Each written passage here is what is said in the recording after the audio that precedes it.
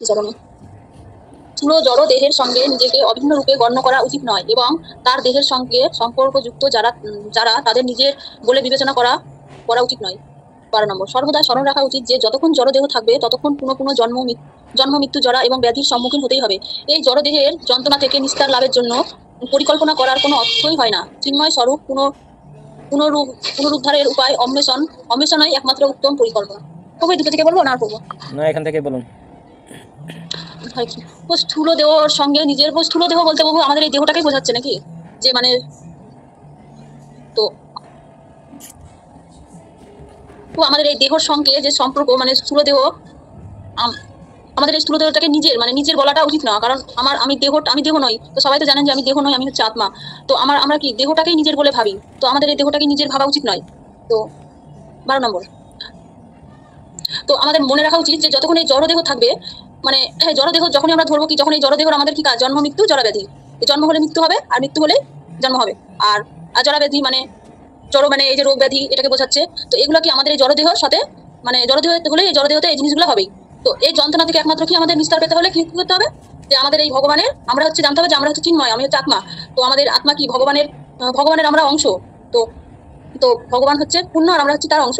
তো আমাদের সবসময় এই দেহর কি করতে হবে, যে আমরা ভগবানের সেবায় নিযুক্ত থাকতে হবে, ভগবানের সাথে মিলিত হতে হবে। তো পুণ্যের সবসময় সেবা করা উচিত আমাদের। হরে কৃষ্ণ প্রভু, জানি না কতটা খুব সুন্দর বলেছেন। তো এখানে দোনোটা জিনিসই উচিত নয়, আমাদের দেহের সাথে সম্পর্কিত অনেক আছে। হ্যাঁ, এই 84 লক্ষ মধ্যে হচ্ছে কি 80 লক্ষ কি আমাদের দেহের সাথে সম্পর্ক, কুকুর বেলাল আত্মীয় স্বজন পুত্র পরিজন সবাই কি হচ্ছে আমার সাথে যুক্ত। কিন্তু এদেরও কি বলছে, এদেরও বিবেচনা করে দেখতে বলছে যে এরও কিন্তু আমার সাথে কি যুক্ত নয়। এ হচ্ছে শুধু দেহের সম্পর্কে, এই দেহের সাথে সম্পর্ক। কারণ যতক্ষণ এই দেহ আছে ততক্ষণ তাদের সাথে সম্পর্ক। যখন এই দেহ নষ্ট হয়ে যাবে তখন আর কোনো রিলেশন নেই, তখন তাড়াতাড়ি নিয়ে পুড়ে জুড়ে দিয়ে আসবে, ছাই করে দিয়ে আসবে। চিন্তা করে দেখুন, মূলত এই দেহের সাথে সম্পর্ক থাকার একটাই কারণ হচ্ছে আত্মা আছে বিদায়। আপনার দেহে আত্মা আছে বিদায় আপনি জীবিত আছে, আমরা জীবিত আছি এবং আমাদের কত আদর যত্ন আছে। যখন এই আত্মা দেহ থেকে চলে যাবে তখনই কি করবে, নিয়ে ছাই ভস্মে পরিণত করে দিয়ে আসবে। এর জন্যই বলছে যে এক রিয়েল সম্পর্কটা বোঝার চেষ্টা করো, তোমার সাথে ভগবানের সাথে নিত্য সম্পর্ক, ওটাইকেই নিত্য সম্পর্ক বলা হচ্ছে। আর এই জড় জগতে সবার সাথে দেহের সম্পর্ক আছে, এই দেহের সাথে যখন মূলত হচ্ছে কি আত্মার সাথে আমাদের সাথে কারো সম্পর্ক নেই, একমাত্র ভক্তের সাথে কি রিয়েল সম্পর্কটা হচ্ছে কি আত্মার সাথে আছে, কিন্তু বুঝতে পারি না মায়ার কারণে যে তার সাথে আমার সাথে কিসের সম্পর্ক। মূলত দেখেন, আত্মা আছে বিদায় তো কথা বলছে আপনার সাথে। আত্মা যদি না থাকতো ডেড বডির সাথে কেউ কথা বলে? শোয়ও না, কথাও বলে না, ডাকেও না। কিন্তু আমরা বুঝতেছি না যে সম্পর্কটা, কিন্তু আমরা এটাই বুঝে নিচ্ছি এই দেহটার সাথে আমার সম্পর্ক। অ্যাকচুয়ালি এই জড় জগতের সম্পর্কটা দেহের সাথে, কিন্তু আমরা যদি বিচার করে দেখি তাহলে দেখা যাবে যে না, সে ভুল করে দেহের সাথে সম্পর্ক রাখতেছে, কিন্তু প্রকৃতপক্ষে সম্পর্কটা হয় আত্মার সাথেই। কারণ আত্মা আছে যতদিন ততক্ষণ আপনাকে হরে কৃষ্ণ বলবে, আত্মা চলে যাবে তখন আর আপনাকে হরে কৃষ্ণ বলবো না সে। এই জন্য বলছে আমাদের স্থূল জড় দেহের সঙ্গে নিজেদের অভিন্ন রূপে গণ্য করা উচিত নয়। তারা দেহের সঙ্গে সম্পর্কিত যারা, তাদের নিজের বলে বিবেচনা করা উচিত নয়, কেউ নয় এই দেহের সাথে যারা আছে সম্পর্কিত। আচ্ছা, 12 নম্বরে কি বলছে? চিন্ময়, 12 নম্বর তো বললোই। তারপরে পরে কে পড়বে? পরে থেকে কে বলবে? স্নিগ্ধা মাতাজি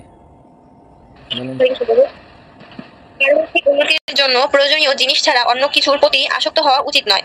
শাস্ত্রের নির্দেশনা ভিন্ন স্ত্রী পুত্র ও গৃহাদিতে অধিক আসক্ত হওয়া উচিত নয়। চাওয়া পাওয়ার ক্ষেত্রে মনোবাঞ্ছা পূর্ণ বা না হলে আনন্দিত বা দুঃখিত হওয়া উচিত নয়।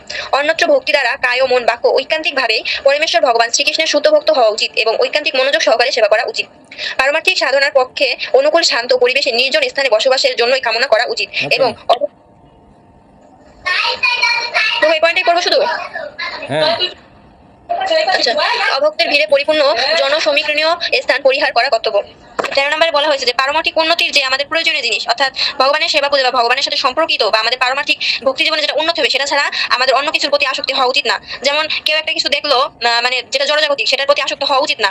তারপরে পয়েন্ট বলা হয়েছে যে শাস্ত্রের নির্দেশনায় মানে আমাদের যে স্ত্রী পুত্র বা গৃহাদি মানে পরিবারের কথা বলা হয়েছে, যে তাদের প্রতি অতিরিক্ত আসক্তি হওয়া উচিত না। কারণ আমরা ভগবত গীতায় পড়েছি যে মৃত্যুর সময় যেরকম ভাব স্মরণ করবো তেমন ভাবে মৃত্যু হবে। কিন্তু দেখা গেল যে যদি বেশি আসক্তি হতো তখন মৃত্যুর সময় পরিবারের কথা চিন্তা করলাম, তারপরে পরবর্তীতে ওই পরিবারের কথা চিন্তা করতে করতে মৃত্যুবরণ করলাম, আমার গতিটা ভালো হবে না। তো এখানে এটাই বুঝাইছে। চাওয়া পাওয়ার ক্ষেত্রে মনোবাঞ্ছা পূর্ণ হলো, অর্থাৎ আমাকে মানে মানে যে জিনিসটা মানে পারমার্থিক হোক বা জড়জাগতিক, মানে যেটাই আমি চাই না কেন সেটা পূর্ণ না হোক বা না হোক, সেটা নিয়ে আনন্দিত হওয়া যাবে না, দুঃখিত হওয়া যাবে না, মানে বেশি আনন্দ হওয়া যাবে না, বেশি দুঃখ হওয়া যাবে না, একদম সমভাবাপন্ন থাকতে হবে। তারপর পরেরটা বলা হয়েছে যে অন্যান্য ভক্ত দ্বারা, অর্থাৎ অন্যান্য ভক্তি দ্বারা, মানে ভক্তির মাধ্যমে আমাদের যে কায় মন বাক্য, এটাকে একান্ত ভাবে মানে ঐকান্তিক ভাবে কি করতে হবে, পরমেশ্বর ভগবান শ্রীকৃষ্ণের শুদ্ধ ভক্ত, মানে আমাদের শুদ্ধ ভক্ত হওয়া উচিত, এবং আমাদের উচিত যে একনিষ্ঠ ভাবে আমরা যেন মনোযোগ সহকারে ভগবানের সেবা পূজা করি, বা এটাই আমাদের করা উচিত। পরবর্তীতে বলা হয়েছে যে পারমার্থিক সাধনার পক্ষে, মানে আমরা যে পারমার্থিক ভক্তি পথে আসি, এটা উন্নতির পক্ষে বা সাধনার পক্ষে আমাদের কি করতে হবে, একটা অনুকূল শান্ত পরিবেশ বাঁচতে হবে, যেন সেখানে নির্জন স্থান হয় এবং বসবাসের জন্য এটা আমাদের উচিত। কারণ যদি পাশে দিয়ে অনেক অভক্ত থাকে তাহলে কি হবে, তারা আমাদের কানের কাছে আসে উল্টাপাল্টা কথা বলে, পরবর্তীতে আমাদের মনটা অন্যদিকে ঘুরে যেতে পারে। এর জন্য উচিত ওই যারা অভক্ত আছে তাদের থেকে দূরে থাকা। আর কৃষ্ণ প্রভু, আমি এটুকু বুঝতে পারছি। আচ্ছা, 1 নম্বরে যে আলোচনাটা হয়েছে হচ্ছে পারমার্থিক উন্নতির জন্য প্রয়োজনীয় জিনিস ছাড়া অন্য কিছুর প্রতি আসক্ত হওয়া উচিত নয়। যেমন গতকালকে আমাদের অনেকে আলোচনা করা হয়েছে, 5টা বিষয়টা ছিল।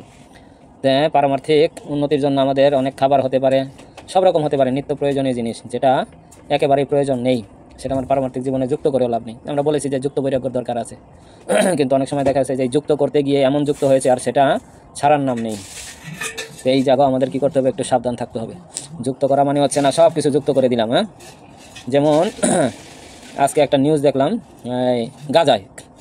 গাজার মানুষের এমন অবস্থা হয়েছে জবনেরা বলে যে হালাল, তারা খাবার দাবার কোনো কিছু পাচ্ছে না, পুরা দেশ ধ্বংস হয়ে গেছে, খাবার পাচ্ছে না। তা সমুদ্রের কচ্ছপ বলে যে এটা হালাল না, এখন সেটাই খেতে হচ্ছে তাদের।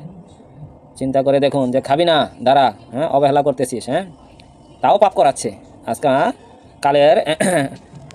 কালের ফেসাদে পরে তারা কচ্ছপ খাচ্ছে, মুসলমান হয়ে। চিন্তা করে দেখুন, আর অন্যান্য দেশে সেটা বর্জন করছে। অভাবে পড়ে যান বাঁচানো কি দায় হয়ে দাঁড়িয়েছে। তারা আজকে কী করছে, সমুদ্রের কচ্ছপ ধরে সেটা সুন্দর মতো খাচ্ছে। সেটা আমাদের বাংলাদেশে কোন খবরে জানি প্রচার হয়েছে, 71 না কোন চ্যানেলে। তা যাই হোক, সেটা তো বড় কথা না। বড় কথা হচ্ছে কি, যদি অন্য কিছু যুক্ত করতো, আজকে বেধর্মীর খাতায় কি বলছে, তারা বেধর্মীর খাতায়, এমনি তো বেধর্মী তাদেরকে কোন খাতায় আজকে নাম লেখাতে হচ্ছে। চিন্তা করে দেখুন। তা আমাদের যদি এখন থেকে ভক্তি জীবনে আমরা দৃঢ় হই, ভগবান কোনোদিনও আমাকে এমন প্রতিকূল বা কোনো বিপদের মধ্যে ফেলবে না যে আমাকে কি করতে হবে, গো মাংস হত্যা করে খেতে হবে। কিন্তু আমাদের যারা সহজেই কি করতেছে, অনেকে দেশ গ্রামে অনেকে বন্ধু বান্ধবের পাল্লায় পরে জবনদের ঘরে খেতে যাচ্ছেন, ধর্ম নষ্ট হচ্ছে। আমাদের অনেক সিদ্ধান্ত আছে, গোমাংস আরও অন্য জিনিস আছে, এটা খেলে আমাদের ধর্ম নষ্ট হয়ে যায়। আমি একেবারে বিধর্মী হয়ে যাচ্ছি না, কিন্তু ধর্মের থেকে অনেকটা নিচু নেমে যাচ্ছি। আমাদের ধর্মটা হচ্ছে কি, আমাদের যে ইন্দ্রিয় সংযম করার পদ্ধতিটা ভালো মতো এখানে বলা হচ্ছে, যে ইন্দ্রিয় সংযম করতে পারলে অনেক জিনিস ধর্মের অনুকূলে চলে আসবে। আমাদের হচ্ছে কি, এরকম না খাবো না, ধরবো না, ছুবো না, ওরকম না, কিন্তু কোনটা খেলে আমার ইন্দ্রিয়ের ক্ষতি হবে, আমার মনের ক্ষতি হবে, সেই জিনিসগুলো এখানে আমাদের ধর্মে শিক্ষা দিচ্ছে, যে এটা বর্জন করলে তোমার ভক্তি জীবন উন্নতি হবে। কিন্তু অন্য ধর্মে সেই শিক্ষা নেই। ওটা যত খারাপ জিনিস আছে ততই তারা কি করবে, সেটার উপরেই তারা ঝাঁপিয়ে পড়বে।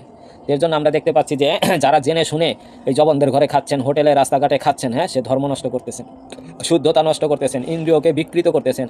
হাজার জন্মও এই ধর্মপথে সনাতন ধর্মে ফিরে আসতে পারবেন না। এর জন্য অনেক জন্ম আপনাকে ঘুরতে হবে। এর জন্য আমাদের এখানে দেখতে পাচ্ছি যে যতগুলো পয়েন্ট বলছে যে শাস্ত্রে নির্দেশিত ভিন্ন, কি বলছে, স্ত্রী পুত্র গৃহাদিতে অধিক আসক্ত বলছে। দেখুন, ধর্ম পালন করবো তা তো আবার কি, স্বামী স্ত্রী পুত্র সমাজের প্রতি আকৃষ্ট হলে ক্ষতি বা কি। চিন্তা করে দেখুন, এইখানেও একটা নিয়ম দেশে না ক্ষতি আছে, মায়ার বন্ধনে আবদ্ধ হয়ে যাবো, সবাইকে আপন বলে মনে করবো, তখনই আমার কি হবে, ক্ষতি হবে, আমি ভগবানের কাছে ফিরে যেতে পারবো না। তারপর একটা বলছে কি, চাওয়া পাওয়ার ক্ষেত্র কোনো কিছু মনোবাঞ্ছা পূর্ণ হলো না, আমি ভগবানের কাছে চাইলাম দিল না, যাক আমি কি করবো, এখন মানুষের সেবা পূজা করবো। দেখবেন অনেকে কি করে, দেশ গ্রামের নেতাদের পূজা করবে, বড় মন্ত্রীদের পূজা করে কি করবে, তাদের কাছ থেকে হাসিল করবে সম্পত্তি। তাহলে কি করতেছে, ভগবানের সেবা বাদ দিয়ে কি করছে, একটা মানুষরূপী মানুষের সেবা করছে। এত কি হচ্ছে, এত আপনার মন কি হচ্ছে, আস্তে আস্তে ধর্ম থেকে বিচ্যুত হচ্ছে, যে এই তো আমার ভগবান। যেমন আমরা কতদিন আগে দেখছি, কি হচ্ছে, হিলারি ক্লিন্টন বলেন, নাহলে যেইটাই হন, বর্তমানে আছে যে তারা অনেকে ছবি দিয়ে পূজা করছে, ইন্ডিয়ার অনেক মানুষ দেখাচ্ছে। চিন্তা করে দেখুন, ধর্ম থেকে কত বিচ্যুত হয়েছে। শুধু ওই উপর দিয়ে বাহ্যিকভাবে ধর্ম পরিবর্তন হয় না, আমাদের ধর্ম পরিবর্তনটা হয়ে যায় কিভাবে, ভিতর থেকে। ধর্ম পরিবর্তন হয় না, ধর্ম ঠিকই থাকে, কিন্তু হচ্ছে আমাদের কি হচ্ছে, কুসংস্কৃতিগুলো আমাদের ভিতরে ঢুকে যাওয়ার পরে কি হচ্ছে, আমাদের সমস্যা হয়ে যাচ্ছে। বলছে অন্নাদি কামনা বাসনা ঐকান্তিকভাবে পরমেশ্বর ভগবানের শ্রীকৃষ্ণের শুদ্ধ ভক্ত হওয়া উচিত। কায় মনোবাক্যে, শুধু উপর দিয়ে ওই পোশাক আশাক তিলক শাখা সিঁদুর পড়লেই ধার্মিক হওয়া যায় না। বলছে ও কায় মনোবাক্যে, তাহলে যদি কি ধার্মিক হতে পারি।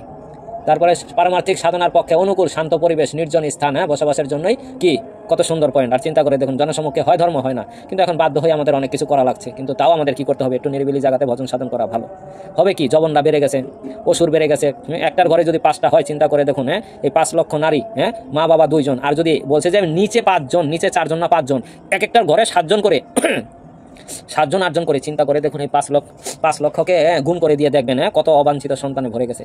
এটা তো শুধু খালি ওইখানে ইন্ডিয়ান মহিলারা বিবাহ করছে সেটা বলছে, আর সারা পৃথিবীতে এরকম কত অবাঞ্ছিত সন্তান চেয়ে গেছে, চিন্তা করে দেখতে পারেন। তা আমাদের ধর্মটা হচ্ছে কি আমাদের অন্তরের ভিতর থেকে, বাহ্যিকভাবে ওইরকম পোশাক আশাক দেখালে হবে না, শাখা সিঁদুর পরে আছে আমি হিন্দু হিন্দু হিন্দু, হ্যাঁ, ও গাদা ছাড়া আর কিছু নয়। অভ্যন্তরে আমাদের ভিতরে ইন্দ্রগুলো কার কথা বলে, ইন্দ্রগুলো কার কথায় শিথিল হয়, ইন্দ্রগুলো কার কথা বলে, এগুলো আমাদের বুঝতে হবে। বাহ্যিকভাবে আমরা সবাই কী করতে পারি, নানান ধর্মের কথা বলতে পারি। এখান থেকে কারো কোনো প্রশ্ন আছে?